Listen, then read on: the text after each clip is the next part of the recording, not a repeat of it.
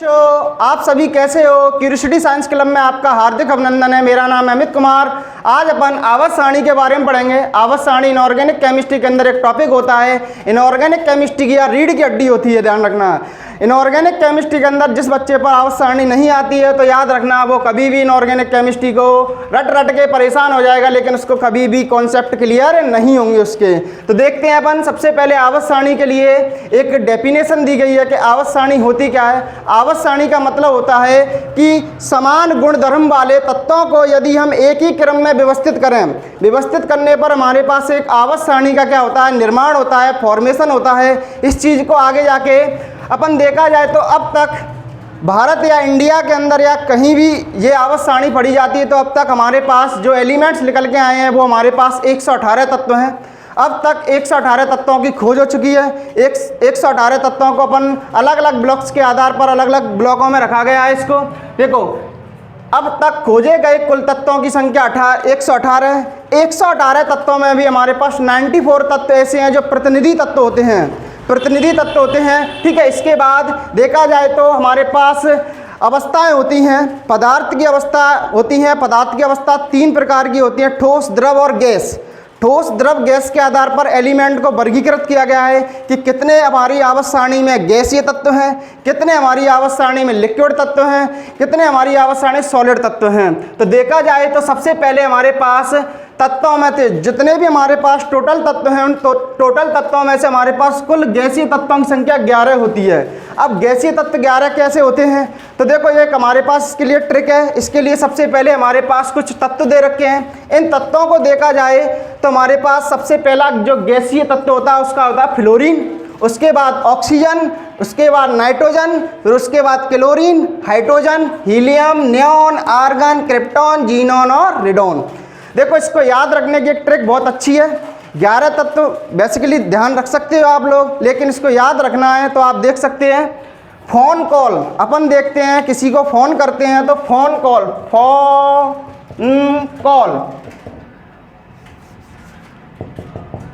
Phone call 5 तत्व तो ऐसे याद रखने पड़े हैं। Phone call, fluorine, hydrogen, oxygen, nitrogen और क्लोरीन। अपने पास यहाँ पर 6 तत्व जो 18वें वर्ग में या 18 वर्ग में आते हैं, जो इसे अपन इस ग्रुप को इनर्ट गैस या अक्रिय गैस के नाम से जाना जाता है।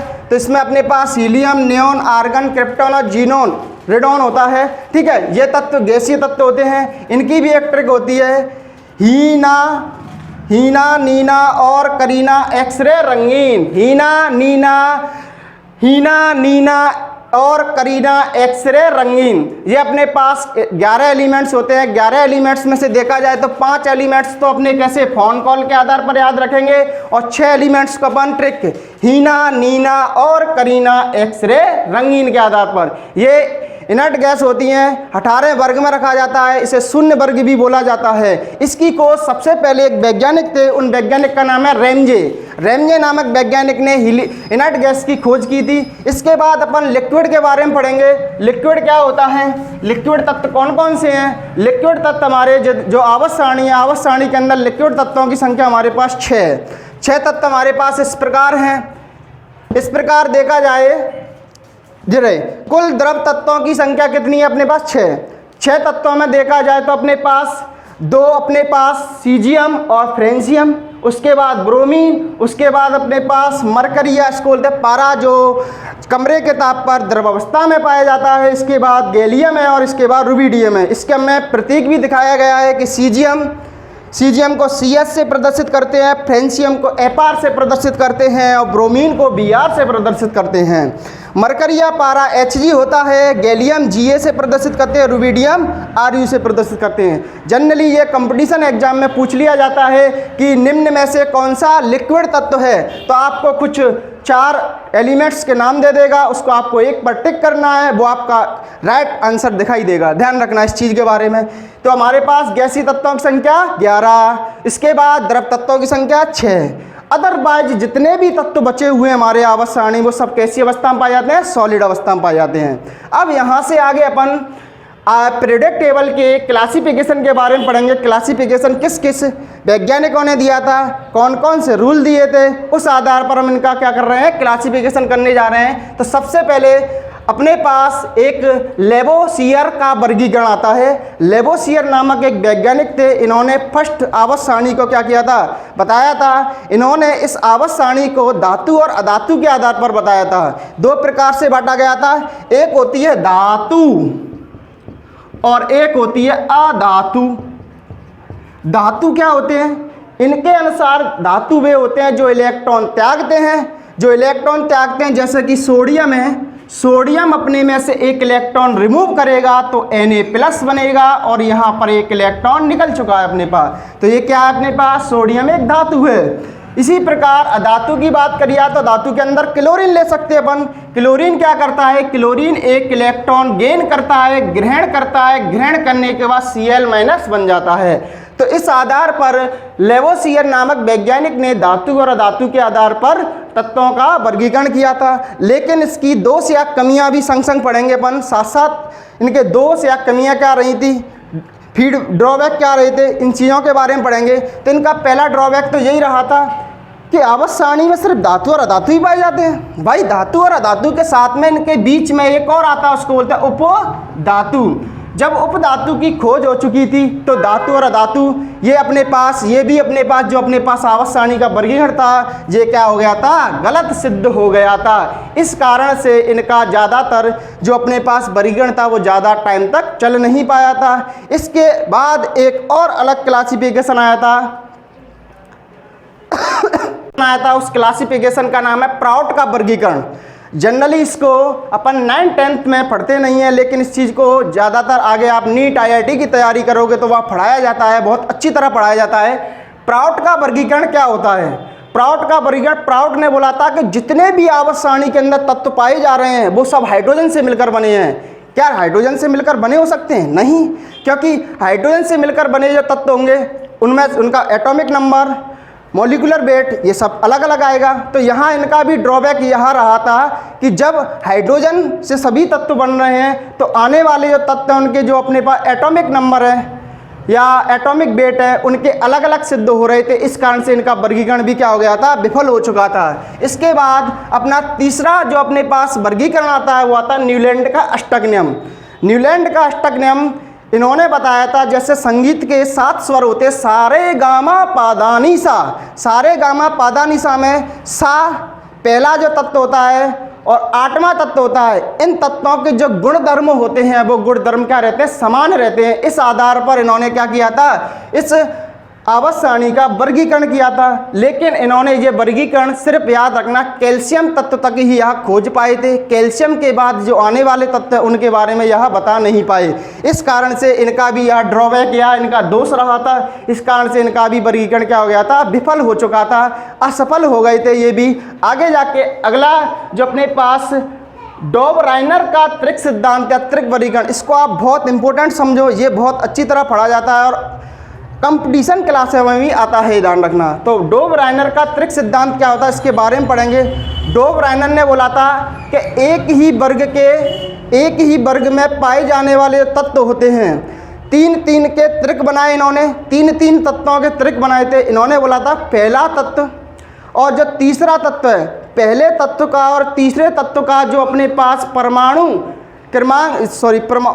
भार का जो औसत आएगा वो तीसरे तत्व के क्या होगा, बराबर होएगा। मतलब जो तीसरे तत्व का एटॉमिक वेट आएगा वो पहले और तीसरे तत्व के क्या होगा, औसत भार के बराबर होगा। लेकिन इसकी कुछ लिमिटेशन थी, कंडीशन थी। उन कंडीशनों के बारे में थोड़ा सा पढ़ लेते हैं। कंडीशन यहाँ थी इनके बारे में, कंडीशन यहाँ थी। कंडीशन एक, पहली कंडीशन यहाँ थी कि जो त्रिक फॉर्मूला था या त्रिक का नियम लागू करना था तो वो सिर्फ एक ही वर्ग के तत्व होने चाहिए। जैसे पहला वर्ग है तो पहले वर्ग के तत्व, एक एग्जाम्पल के आधार पर अपन समझा सकते हैं आपको।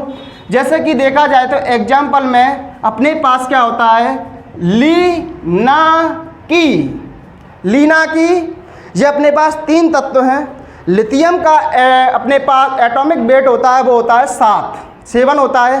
पोटेशियम का कितना होता है अपने पास, 39, कितना होता है, 39 होता है, 39 होता है। तो इसके आधार पर यदि बात करिए तो इनका औसत लिखा रहा है 7 + 39/2, तो ये होता है 46/2। यदि देखा जाए तो इसको अपन डिवाइड करेंगे, डिवाइड करने के बाद कितना आएगा 23। तो बच्चों देखा होगा आपने सोडियम का एटॉमिक नंबर 11 होता है और एटॉमिक वेट कितना होता है 23। तो ये हमारा रूल क्या हो रहा है, फॉलो हो रहा है इन तत्वों में। लिथियम और पोटेशियम, पहला तत्व लिथियम हो गया, तीसरा तत्व पोटेशियम हो गया। इन दोनों का औसत किसके बार के बराबर आ रहा है, सोडियम के बार के बराबर आ रहा है। और एक और एग्जांपल लेते हैं आपके लिए बहुत अच्छा वाला। जैसे कि देखा जाए आपने पढ़ा होगा क्लोरीन, ब्रोमीन और आयोडीन। क्लोरीन होता है 35.5, इसके लिए आयोडीन की बात करिए तो आयोडीन का वैसे 53 होता है, 53 का दुगना करेंगे तो अपन ब्रोमीन का भी अपन निकाल सकते हैं। इसी प्रकार और ले सकते हैं अपन। इसके आधार पर तीसरा और एक और एग्जाम्पल रहता है, वो रहता है कैल्शियम, स्ट्रोंशियम और रुबिडियम।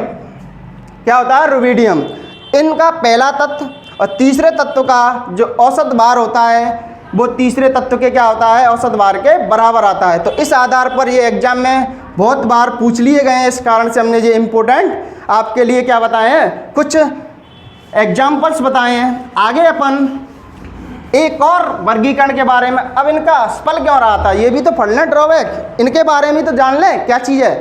तो इनका जो ड्रॉबैक रहा था, इन्होंने बोला था कि जो तत्व होते हैं उनके मध्य में जो अंतराल होता है, जो एटॉमिक भार का या एटॉमिक वेट का अंतर होता है वो 8 या 18 रहेगा। लेकिन ये आगे जा कर के जो तत्वों की जैसे जैसे खोज हो रही थी तो ये क्या होगा, विफल हो चुका था। इस कारण से इनका भी जो अपने पास वर्गीकरण था वो क्या हुआ था, असफल सिद्ध हुआ था। इस कारण से अगला जो अपने पास वर्गीकरण आता है वो वर्गीकरण आता है लोथर मेयर वक्र। लोथर मेयर वक्र अपन क्या करते हैं, परमाणु आयतन और परमाणु भार के मध्य में ग्राफ खींचा जाता है। इस ग्राफ के आधार पर अपन क्या कर सकते हैं, अपन इसके बारे में बता सकते हैं। ये हमारे पास एक ग्राफ दिया हुआ है। ग्राफ में जो अपने पास शीर्ष स्थान पर पाए जा रहे हैं, जो फर्स्ट ए वर्ग के तत्व होते हैं, इन्हें हम क्या बोलते हैं, क्षार धातु।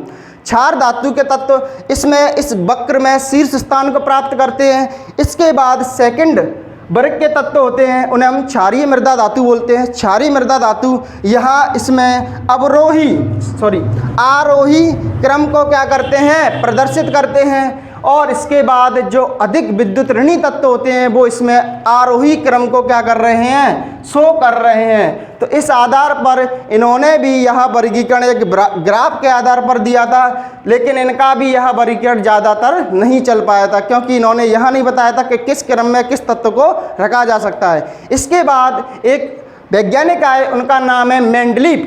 मेंडलीव ने बताया था, मेंडलीव ने एक्चुअल में मेंडलीव की आवर्त सारणी से हमारी आवर्त सारणी की एक आधारशिला चालू होती है। इन्होंने ही बेस तैयार करके रखा था। आने वाले जितने भी वैज्ञानिक थे उन्होंने इनका भाग लिया था। इनके जो भी अपने पास वर्गीकरण दिया था उसको इन्होंने अपने क्या कह सकते हैं, उसको उपयोग में लिया था। अब आगे जाके देखा जाए तो मेंडलीव के बारे में कुछ बता दूं, कुछ वर्ड। इन्होंने बताया था कि जो अपने पास तत्व होते हैं उन तत्वों को एक क्रम में लगाया जाए तो यह परमाणु भार के आवर्ती फलन होते हैं।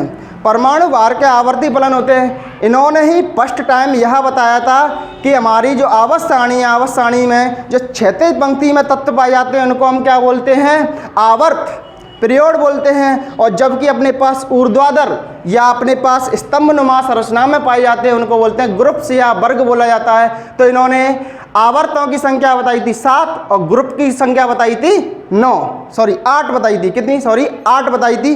तो इस आधार पर हम यहाँ एक अपने पास सारणी बनाई गई है। इस सारणी के अंदर इन्होंने क्या किया था कि 1 से लेकर 7 तक अपने पास ये क्रम में रखे थे। 2 अपने पास वर्गीकरण लिखा था इन्होंने, एक तो फर्स्ट ए और एक फर्स्ट बी कैपिटल।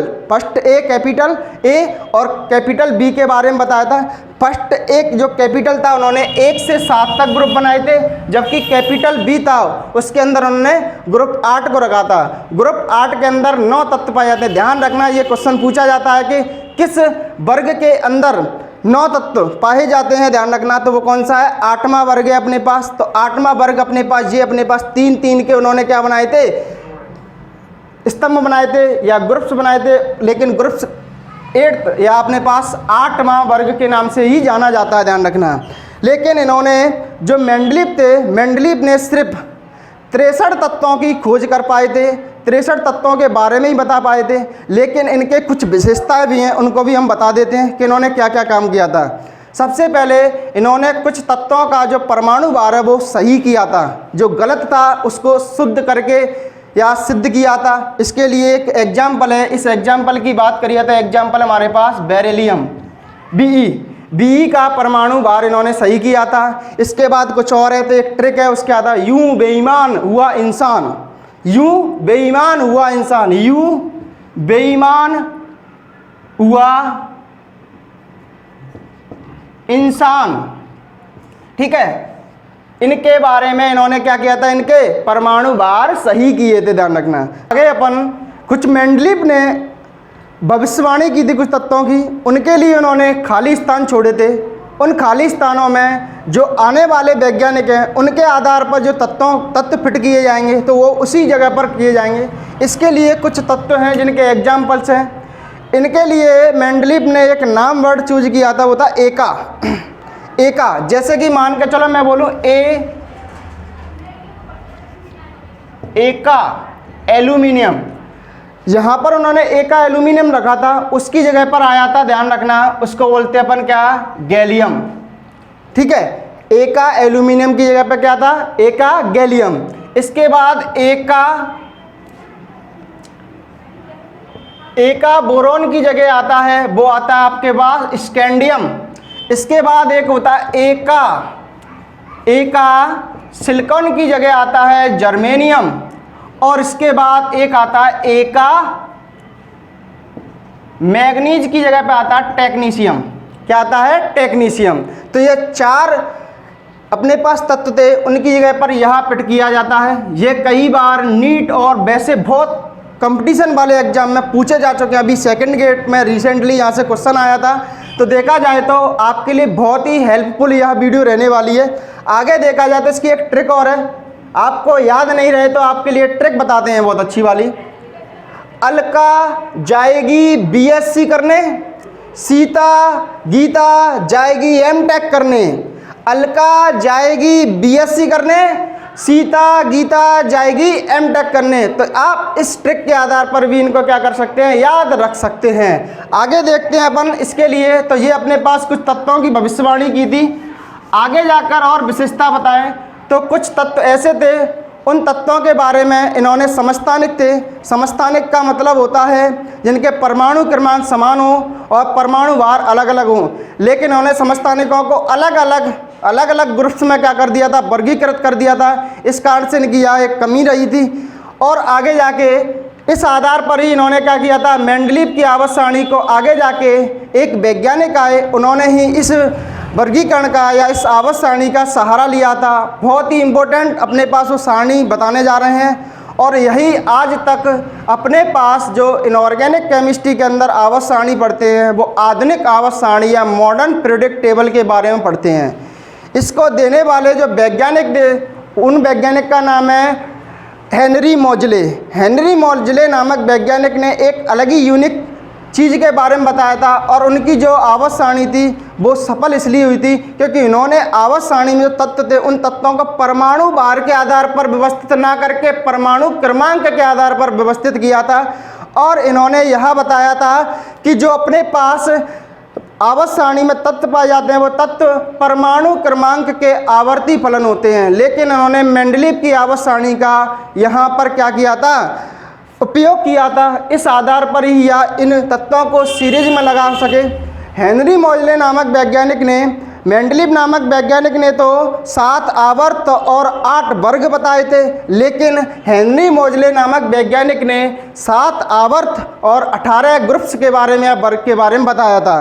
ठीक है, 7 आवर्त अपने पास क्षैतिज हॉरिजॉन्टल होते हैं, जबकि ग्रुप्स के अंदर, स्तंभ के अंदर अपने पास 18 क्या होते हैं, वर्ग होते हैं, जिन्हें अपन क्या बोलते हैं, ऊर्ध्वाधर बोला जाता है इनको। ठीक है, आगे जाके आधुनिक आवर्त सारणी देखेंगे अपन। आधुनिक आवर्त सारणी के अंदर अपन पढ़ते हैं बेसिकली 4 ब्लॉक्स के बारे में। 4 ब्लॉक्स होते हैं इसके अंदर, और 4 ब्लॉक्स को अपन ने 18 वर्गों में इस प्रकार व्यवस्थित किया गया है। सबसे पहले एस ब्लॉक आता है, उसके बाद पी ब्लॉक आता है, उसके बाद डी ब्लॉक आता है, और उसके बाद एफ ब्लॉक आता है। तो सबसे पहले अपन देखेंगे यहाँ पर एस ब्लॉक। एस ब्लॉक के अंदर हमारे पास एस ब्लॉक के अंदर क्या होता है, एस देखो इसके लिए एक ट्रिक बनाई गई है। इस ट्रिक में है ली न की रब से फरियाद, hydrogen, lithium, sodium, potassium, rubidium, caesium, francium, beryllium, magnesium, calcium, strontium, barium और रेडियम। इसके अंदर भी याद रखना, यहाँ पर जो फ्रेंशियम है वो एक रेडियो एक्टिव तत्व, ध्यान रखना, और यहाँ पर रेडॉन क्या है, एक रेडियो तत्व है। तो ये दोनों कैसे तत्व हैं, रेडियो एक्टिव तत्व होते हैं। इसके बाद आपने एक क्वेश्चन पढ़ा होगा, जनरली बेसिक साइंस में पूछ लिया जाता है कि सीजियम का उपयोग कहाँ किया जाता है। तो अपने पास जो विद्युत वाहक सेल आते हैं, उन विद्युत वाहक सेल में सीजियम का उपयोग किया जाता है। ध्यान रखना इस चीज़ के बारे में। फोटो सेल, या अपन फोटो सेल के बारे में पढ़ेंगे आगे जाके थोड़ा सा। आगे देखा जाए तो इन्हें अपन दो वर्गों में बांटा गया है। इनके थोड़े से अपन परमाणु क्रमांक यहीं बता दें। आगे बेसिकली कल की जो अपने पास लेक्चर रहेगा उसके अंदर बहुत अच्छे डिटेल से ग्रुप के बारे में पढ़ाएंगे। हाइड्रोजन का परमाणु क्रमांक 1, लिथियम का 3, सोडियम का 11, पोटेशियम का 19, रुबिडियम का 37, सीजियम का 55 और इसका होता है 87। फ्रेंशियम का 87 होता है, बेरिलियम का 4, मैग्नीशियम का 12, कैल्शियम का 20, स्ट्रोंशियम का आपका होता है 38 और इसके बाद बेरियम का होता है 56 और इसका होता है 86। ध्यान रखना इस चीज़, 88 सॉरी, याद रखना। रेडियम का कितना होता है, 88 होता है। इसके बाद ये अपना एस ब्लॉक हो गया। एस ब्लॉक के अंदर दो होते हैं, क्षारीय मृदा धातु और क्षार धातु। अगला अपने पास पढ़ेंगे पी ब्लॉक के बारे में, क्योंकि एस ब्लॉक के बाद अपन पी ब्लॉक को पढ़ते हैं, इसके बाद डी को और इसके बाद एफ को। तो यहाँ याद रखना हमारा ये फर्स्ट ए वर्ग था, ये सेकंड ए वर्ग है। इसके बाद यहाँ चालू होता है ये थर्ड ए, ये होता है फोर्थ ए, ये होता है फिफ्थ ए, ये होता है सिक्स्थ ए और ये सेवंथ ए, और ये अपना क्या होता है, शून्य वर्ग होता है। कितना होता है ये, शून्य वर्ग।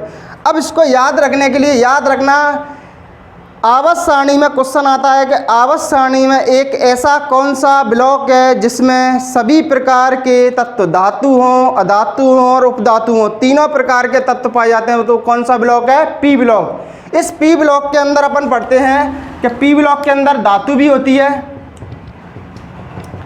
कौन कौन से धातु, अधातु और उपधातु। देखो इसके लिए कुछ ट्रिक है अपने पास, बहुत अच्छी ट्रिक है। इस ट्रिक से आप याद रख सकते हैं इस चीज़ को। सबसे पहले देखो अपने पास इसको बोरॉन फैमिली बोला जाता है, इसको कार्बन फैमिली, इसको नाइट्रोजन फैमिली, इसको ऑक्सीजन फैमिली और इसके बाद इसको fluorine family, sorry halogen family बोला जाता है। और इसके बाद उसको बोला जाता है अपने पास इनर्ट गैस, या इसको बोला जाता है अक्रिय गैस के बारे में अपन पढ़ेंगे। देखा जाए तो बेसिकली अपने पास थर्ड ए अपने पास ग्रुप्स है। इस ग्रुप्स के अंदर इसकी ट्रिक होती है बैंगन, आलू, गैलियम, बैगन, आलू, गाजर इन थैला। कार्बन फैमिली की ट्रिक होती है कहे शिवजी सुन पार्वती। नाइट्रोजन फैमिली की होती है नाना, पाटेकर, ऐश्वर्या सब भिखारी। ऑक्सीजन फैमिली की होती है ओल्ड स्टाइल से टीपो टीपो और इसके बाद फिर कल बाहर आई आंटी। ठीक है, ये अपने पास यहाँ तक 7th ए वर्ग तक क्या होती हैं, ये अपने ग्रुप्स होते हैं। जो शून्य वर्ग होता है, शून्य वर्ग के अंदर अपन पढ़ें तो इसके आधार पर ये क्या होता है, हीना, नीना और करीना एक्सरे रंगीन। हीना, नीना, करीना, एक्सरे रंगीन, इन सब के बारे में अपन पढ़ सकते हैं। इसके आधार पर देखा जाए तो यहाँ पर कुछ तत्व धातु होती हैं, कुछ तत्व कैसे होते हैं, अधातु होते हैं। तो यहाँ देखा जाए तो इधर वाले जो तत्व होते हैं ये तत्व धातु, इसके बीच में जो अपने ऑरेंज कलर के दिखाई दे रहे हैं ये कैसे होते हैं, उपधातु होते हैं। और इधर क्या होते हैं, ये अपने पास क्या बोल सकते हैं इनको, अधातु। ये उपधातु हो जाए धातु। तो इस प्रकार से पी ब्लॉक में 3 प्रकार के तत्व पाए जाते हैं, धातु, अधातु और उपधातु। ठीक है, आगे जाके और इसका बेसिकली अपन डिटेल से अलग अलग चैप्टर वाइज, या इसको एस ब्लॉक को अलग, पी ब्लॉक को अलग, इनके रेडियस के बारे में, परमाणु भार के बारे में, इलेक्ट्रॉन कॉन्फ़िगरेशन के बारे में या इलेक्ट्रॉनिक विन्यास के बारे में, इसकी अगली जो अपनी क्लास रहेगी उसके अंदर बहुत अच्छी तरह से ट्रिकी माध्यम से आपको समझाया जाएगा इस चीज़ के बारे में। थोड़ा इसके लिए अपन इसका बेसिक तैयार कर रहे हैं आपके लिए, पीरियोडिक टेबल क्या होता है इस चीज़ के बारे में बता रहे हैं। अब अपने पास इसके अंदर याद रखना ये अपने पास S ब्लॉक हो गया, ये P ब्लॉक हो गया। इसके बाद अपने पास एक ब्लॉक और आता है, इस ब्लॉक के बारे में और देख लें। इसके बीच में क्वेश्चन आता है कि D ब्लॉक की स्थिति आवर्त सारणी में कहाँ पर है, तो D ब्लॉक की स्थिति आवर्त सारणी में S ब्लॉक और P ब्लॉक के बीच में पाई जाती है। जैसे कि आप देख रहे होंगे कि ये अपने पास S ब्लॉक है और ये P ब्लॉक है। ये S ब्लॉक और ये P ब्लॉक के बीच में अपने पास मिड में क्या पाया जा रहा है, डी ब्लॉक। अब डी ब्लॉक के बारे में थोड़ा सा पढ़ लें तो डी ब्लॉक के अंदर क्या होता है। डी ब्लॉक के अंदर अपने पास इसको बेसिकली क्या बोला जाता है, तो देखो एस ब्लॉक और अपने पास पी ब्लॉक के मिड में पाया जाता है डी ब्लॉक। डी ब्लॉक को एक नाम से जाना जाता है डी ब्लॉक। डी ब्लॉक को बोला जाता है संक्रमण तत्व। संक्रमण तत्व बोला जाता है। ये संक्रमण तत्व क्या होते हैं, तो संक्रमण तत्व की एक डेफिनेशन होती है, वे तत्व जिनका nth कोष और n-1d कोष अपूर्ण होता है वो संक्रमण तत्व कहलाते हैं। लेकिन डी ब्लॉक के अंदर भी कुछ तत्व ऐसे हैं जो अपवाद है, उनके अंदर वो संक्रमण तत्व नहीं होते हैं, लेकिन डी ब्लॉक के तत्व होते हैं। जैसे कि अपने पास जो लास्ट वाला ग्रुप दिखाई दे रहा है ना आपको, जो लास्ट वाला ग्रुप के अंदर जिंक, कैडमियम और Hg, ठीक है, ये अपने पास क्या होते हैं, जिंक, कैडमियम और मरकरी। ये अपने पास तीन तत्व ऐसे होते हैं जो संक्रमण तत्व नहीं होते हैं परंतु डी ब्लॉक के तत्व होते हैं। कारण क्या है इसका, तो कारण इसका सीधा सीधा सा है कि इन तत्वों के बाह्यतम कोष पूर्ण रूप से भरे रहते हैं। क्या रहते हैं, पूर्ण रूप से भरे रहते हैं। ठीक है, इस चीज़ को मैं अगली क्लास में यहाँ ज़्यादा डिफाइन इसलिए नहीं कर सकते कि अभी हम बेसिकली इसको पढ़ा रहे हैं, लेकिन अगली जो क्लास डी ब्लॉक अच्छी तरह से पढ़ेंगे ना, उसमें बहुत अच्छी तरह मज़ा आने वाला। आपको इन तत्वों की एक एक नस को खोलेंगे आपके लिए। ठीक है, अगला क्या होता है अपने पास, यहाँ ये अपने पास ग्रुप चालू होता है। वो ग्रुप चालू होता है, याद रखना, थर्ड बी से। यहाँ अपना पी ब्लॉक किससे चालू हुआ था, थर्ड ए से। ये चालू होता है थर्ड बी से। इसके बाद फोर्थ बी, इसके बाद fifth B, six B, seventh, eighth. अब एट्थ वर्ग होता है वो यहाँ से और यहाँ तक होता है, ध्यान रखना। ये अपने पास तीन वर्ग होते हैं, तीन वर्ग के लिए एक ही वर्ग आता है, उसको बोला जाता है एट्थ बी। एट्थ बी के अंदर कौन कौन से, फीकोनी, कौन कौन से, फीकोनी, ऐसे याद रख सकते हैं, फीकोनी। ये अपने पास एट्थ वर्ग में आते हैं। इसके बाद यहाँ चालू होता है फर्स्ट बी और ये होता है सेकंड बी। अब इसके बारे में थोड़ा सा जान लेते हैं। तो ये क्या होता है अपने पास, इसके लिए ट्रिक भी है थोड़ी सी। तो उस ट्रिक के बारे में देखा जाए तो आप देख सकते हैं ये क्या है, सेकंड ईयर लाएंगे एसी। अब यहाँ डॉटेड, ये डॉट दिखाई दे रहे हैं स्टार के रूप में। यहाँ लेंथेनम तत्व है, यहाँ एक्टिनम तत्व है। इसके लिए ये एफ ब्लॉक के यहाँ से जो चालू होते हैं तत्व, एफ ब्लॉक की नीचे से एक सीरीज होती है उसके चालू होते हैं, वो अभी हम बताएंगे इसके बारे में। तो सेकंड ईयर लाएंगे एसी, इस साल नहीं ला रहे हैं अपन, अगली साल लेके आएंगे। ठीक है, ठीक है। इसके बाद ये क्या है अपने पास, टाइटेनियम, जिरकोनियम, हाफनियम। ठीक है, इसके बाद ये क्या, वेनेडियम, निवोडियम और इसके बाद क्या बोल सकते हैं इसको, बॉक्स की अपन अब ट्रिक बताएंगे। इन ट्रिक्स के आधार पर इनको हम याद रख सकते हैं। सेकंड ईयर लाएंगे एसी, तिजारा हाथ, वो निब तोड़ते हैं, क्रोध मोह पर बस करो, मन टसरे फेरस, और जाके बाद कौन रहा इलरिक्स, नहीं पढ़ोगे तो पिटोगे, और जे क्या है अपने क्वारे आगे आओ, और इसके बाद जंग कड़ी होगी। इस आधार पर हम इस ट्रिक को क्या कर सकते हैं, याद कर सकते हैं, ध्यान रखना।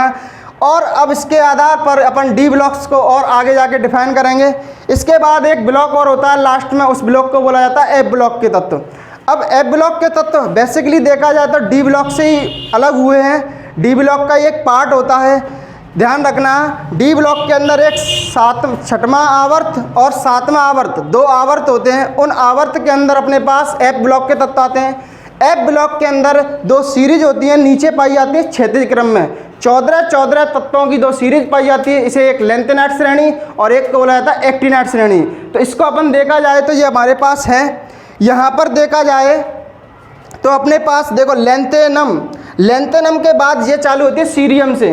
सीरियम होता है, इसका परमाणु क्रमांक होता है 58। तो ये सीरियम से चालू होकर के और ये जाती है ल्यूटेशियम तक। ल्यूटेशियम का परमाणु क्रमांक होता है 71। इसके बाद इसको बोला जाता है, पूरी सीरीज को क्या बोला जाता है, लैंथेनाइड सीरीज। इसके बाद एक्टिनम तत्व के बाद थोरियम 90 परमाणु क्रमांक होता है और ये जाती है लॉरेंशियम तक। लॉरेंशियम का कितना परमाणु क्रमांक होता है, 103 होता है, ध्यान रखना। इस आधार पर हम एफ ब्लॉक के बारे में पढ़ सकते हैं। अब एफ ब्लॉक को भी एक नाम से जाना जाता है, उसको बोलते हैं अंतः संक्रमण तत्व। अब अंतः संक्रमण तत्व की परिभाषा क्या होती है, तो वे तत्व जिनका nth कोष, n- बंडी कोष और n-f कोष अपूर्ण होता है, उन्हें बोलते हैं हम अंतः संक्रमण तत्व। इस आधार पर हम इस आवर्त सारणी के बारे में पढ़ चुके हैं। अब थोड़ा सा और बता दूं कि ये अपने पास 118 तत्व हैं, लेकिन इस आवर्त सारणी के अंदर हमारे पास ये अपने पास यहाँ हाफनियम और ये क्या है, रदरफोर्डियम। ये रदरफोर्डियम और हाफनियम के बाद एक सीरीज चालू होती है, ठीक है, यहाँ तक ये सीरीज होती है। ये अपने पास 118 तत्व हैं। इस आधार पर इन तत्वों को अपन ये भी बता सकते हैं कि एस ब्लॉक के अंदर कुल तत्वों की संख्या कितनी है, पी ब्लॉक के अंदर कुल तत्वों की संख्या कितनी है, डी ब्लॉक के अंदर कुल तत्वों की संख्या कितनी है और एफ ब्लॉक के अंदर कुल तत्वों की संख्या कितनी है।